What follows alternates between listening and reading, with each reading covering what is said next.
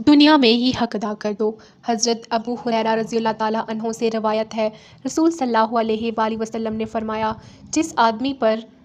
अपने भाई दूसरे मुसलमान का इसकी इज़्ज़त व आबरू से मुतल्लिक या किसी और चीज़ से मुतल्लिक कोई हक़ हो, यानी इसकी बेइज़्ज़ती करके या कोई और ज़्यादती करके इस पर ज़ुल्म किया हो, इसको चाहिए कि आज ही दुनिया में इसका अज़ाला करके हक़ अदा कर दे, क़बल इसके कि वो दिन आ जाए जिसमें अज़ाले के लिए किसी के पास दिनार व दरहम नहीं होंगे और अज़ाले के लिए इसकी नेकियां लेकर मज़लूम को दे दी जाएंगी। अगर इसकी नेकियां नहीं होंगी तो हक़दार की बुराइयां लेकर इस पर लाद दी जाएंगी। हज़रत अब्दुल्ला बिन उमरो बिन रज़ियल्लाहु ताला अन्हो से रवायत है, नबी करीम सल्लल्लाहु अलैहि वसल्लम ने फ़रमाया, मुसलमान वो है जिसकी ज़ुबान और हाथ से दूसरे मुसलमान महफूज रहें, और मुहाजिर वो है जो अल्लाह की मना की हुई चीज़ों को छोड़ दे।